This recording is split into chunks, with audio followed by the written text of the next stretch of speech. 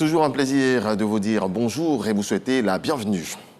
Les relations entre la Côte d'Ivoire et la Chine, déjà très bonnes, vont davantage se renforcer. C'est ce qui ressort de l'audience qu'a accordée le vice-président de la République, Tiemokom Elie Koné, à l'ambassadeur de la Chine dans notre pays. Le point de Mahama Traoré. La tenue et la participation de la Côte d'Ivoire au prochain forum sur la coopération sino-africaine étaient au cœur de cet entretien accordé par le vice-président de la République à l'ambassadeur de la République populaire de Chine en Côte d'Ivoire. Nous avons échangé des points de vue sur le sommet du FOCAC qui aura lieu à Beijing du 4 à 6 septembre de cette année. La partie ivoirienne sera invitée à participer à ce sommet. Et nous avons la conviction que ce sommet va contribuer au développement des relations sino-africaines en général et au développement des relations sino-ivoiriennes. Ces relations sino-ivoiriennes sont au beau fixe. Premier partenaire commercial de la Côte d'Ivoire en 2023, la Chine ne cesse d'accroître sa présence sur le sol ivoirien à travers sa contribution à la réalisation de grands projets d'infrastructures dans divers domaines. Sous la conduite stratégique des deux chefs d'État, nos relations bilatérales ont connu un nouveau développement depuis le début de cette année, puisque l'année dernière, c'est le 40e anniversaire de l'établissement des relations bilatérales entre nos deux pays. Et la coopération est très fructueuse dans tous les domaines. C'est en juillet 2023 que l'actuel ambassadeur de la République populaire de Chine en Côte d'Ivoire a officiellement pris fonction. Le gouvernement affiche sa solidarité à l'endroit des victimes de l'effondrement partiel de la mosquée de la Riviera à Kouédo, accompagné de la ministre de la Cohésion nationale, de la solidarité et de la lutte contre la pauvreté, Miss Belmondo Dogo. Le Premier ministre Robert Begré-Mambé a traduit la compassion du gouvernement. On voit cela avec Jean-Louis Gbambo. C'est au domicile du président du Conseil supérieur des Mandjilis de Côte d'Ivoire, le cheikh Moufti Abdourahmane Sogodogo, que la rencontre a eu lieu. Le Premier ministre Robert Begré-Mambé est venu traduire le soutien du gouvernement aux membres de cette communauté, suite à l'effondrement survenu le 15 août dernier à la mosquée de Cocody à Kouédo. Effondrement qui a fait 8 morts et 4 blessés graves. Un événement douloureux a frappé la communauté nationale par l'effondrement de 3 de la mosquée. Et le président de la République, que nous représentons ici, ainsi que le vice-président et tous les membres du gouvernement, ont tenu à ce que nous venions exprimer notre solidarité à la communauté musulmane, à la communauté de croyants, aux familles éplorées et aux dirigeants de cette grande communauté, ainsi qu'aux cadres et aux populations des régions d'où émanent nos frères qui ont été frappés à ce départ précipité. Compassion et réconfort aux familles endeuillées, mais également prière pour le rétablissement des blessés ainsi que pour la paix en Côte d'Ivoire. Que Dieu soulage les familles endeuillées et apporte toute la sérénité à la communauté pour continuer de prier afin d'être en communion parfaite avec Dieu, de prier aussi pour la paix en Côte d'Ivoire et de prier pour le rétablissement de tous nos blessés. Dieu bénisse ce beau pays et que les Ivoiriens soient solidaires les uns envers les autres, parce que notre plus grande richesse, c'est la fraternité dans un pays qui nous est cher. La solidarité du gouvernement, c'est notamment un soutien financier de 10 millions de francs CFA apporté aux familles des victimes, aux blessés et à la communauté de la mosquée de Cocody à Kouédo. Alors, le gouvernement aux côtés des populations, les sénateurs aussi, mais dans un autre contexte. Ils sont en tournée d'explication des projets de loi adoptés au cours de la première session 2024. L'étape de la mai s'est tenue à la préfecture d'Adzopé en présence de l'ancien Premier ministre, Patrick Hachi, qui est le président du conseil régional.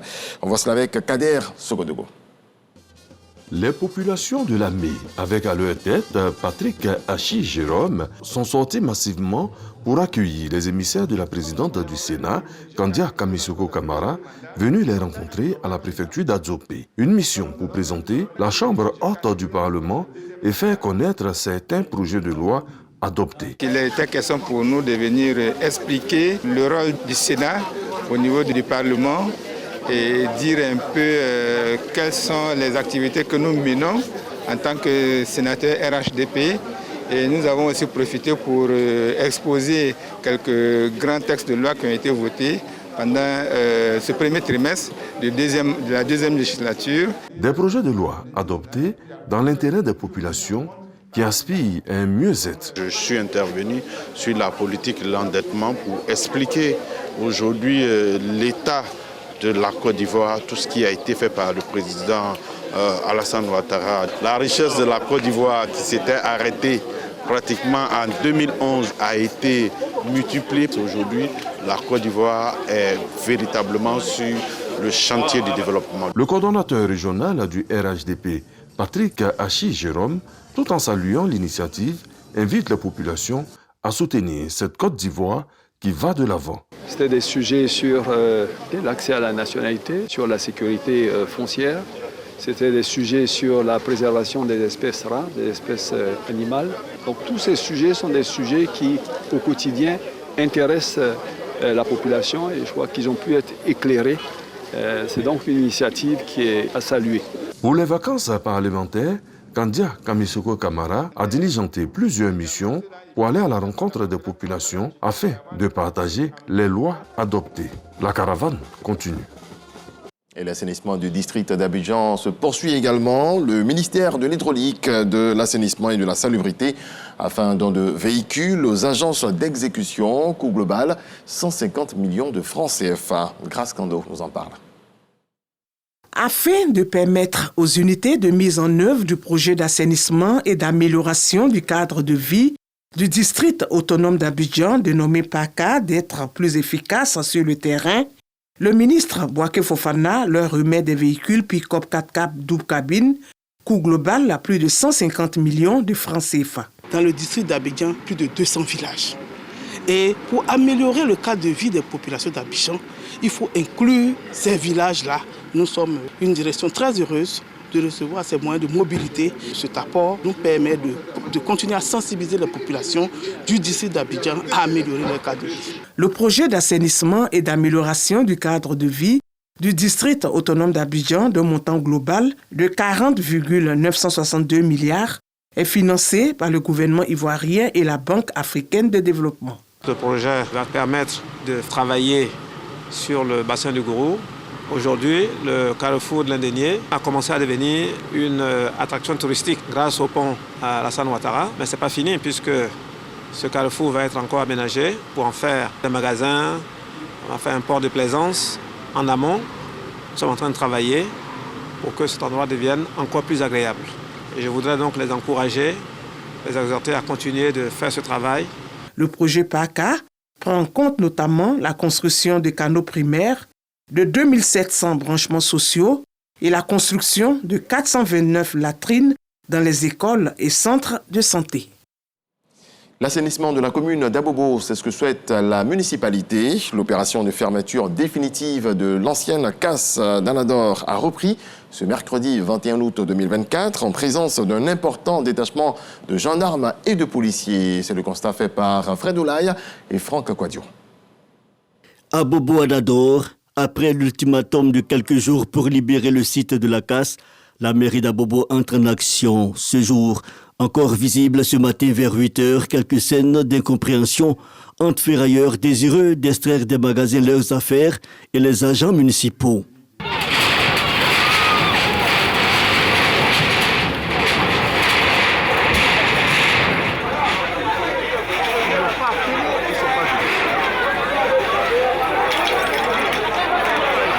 Sur le bitume, des stigmates de chauds échanges, mais la détermination de l'autorité municipale aura eu raison des poches de résistance.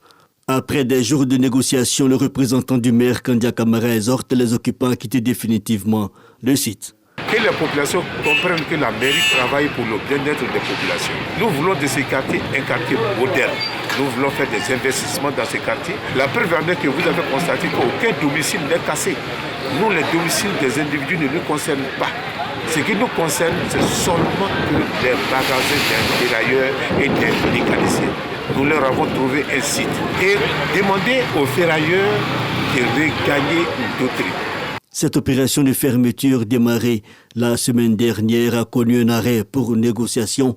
Selon les autorités municipales, les ferrailleurs et garagistes ont reçu des mises en demeure. Une opération inscrite dans la politique d'assainissement engagée par la mairie d'Abobo. Parlons économie à présent. La direction générale du guichet unique du commerce extérieur a rencontré les responsables de la Chambre de commerce américaine en Côte d'Ivoire. Les responsables du guichet unique veulent se rapprocher de leurs usagers. C'est ce que nous apprend Dangui Dangui. Plateforme digitale permettant d'effectuer des opérations douanières, des déclarations et même des règlements en ligne, le guichet unique du commerce extérieur GUS est dans une dynamique d'amélioration continue selon le premier responsable de cette structure. Le GUS se rapproche alors de ses usagers pour les rencontrer, les écouter afin de s'assurer que ces services sont en adéquation avec les besoins de ses usagers, notamment les opérateurs économiques. C'est dans ce cadre que les responsables du GUS ont rencontré le président de la Chambre de commerce américaine en Côte d'Ivoire. On a écouté tous ces services au niveau de l'EGUS et on a trouvé ça très formidable. En tant qu'un opérateur sur place, je ne savais pas qu'il y avait aussi cette densité ou bien ce développement au niveau de l'informatique et de rendre le gouvernement complètement électronique. Donc c'est une très bonne initiative. Et d'ailleurs, comme tu sais, les États-Unis, c'est le leader dans tout ce qui est informatique. Donc on a beaucoup apprécié cet échange. Ça va nous permettre de quand même faire des communiqués les cinquantaines de membres qu'on a ici, qui sont quand même des très grands opérateurs. La Chambre de commerce américaine est l'une des structures qui a un certain nombre d'usagers du guichet qui ont une importance pour nous. C'est la raison pour laquelle aujourd'hui nous avons décidé de rencontrer le bureau de cette chambre-là, avec son président, pour échanger sur l'usage qu'ils font de cette plateforme que nous mettons à leur disposition. Lancé le 1er juillet 2013, le guichet unique du commerce extérieur GUS regroupe toutes les informations relatives au commerce extérieur en un portail unique pour permettre à tout individu désirant de faire du commerce extérieur vers ou depuis la Côte d'Ivoire d'obtenir une marche à suivre claire ainsi qu'un soutien adéquat afin de mener à bien ses opérations commerciales en ligne. En bref et en image, le rideau est tombé sur l'émission 2024 de Wozo Vacances hier, l'émission par excellence des enfants de Côte d'Ivoire. La nouvelle vision de Danané a tiré son épingle du jeu face au groupe de Koumassi, Bingerville, Mayakro et de Kamadougou. Cette finale s'est déroulée au parc des expositions dans la commune de Port-Bouët devant 5200 personnes. Parmi elles, le directeur général de la RTI par intérim. Les meilleurs artistes du moment étaient aux côtés de Tata Naomi, l'animatrice vedette du programme pour le plus grand bonheur des enfants venus des 4 coins du monde. Et la situation des enfants n'est pas reluisante au Mali. L'organisation Action contre la faim révèle une augmentation préoccupante des cas de malnutrition infantile. Dans un rapport publié le mardi 20 août dernier, les enfants de moins de 5 ans vivant à l'intérieur des camps de déplacés dans le nord-est du pays sont particulièrement concernés. La malnutrition touche 30% des enfants dans des endroits.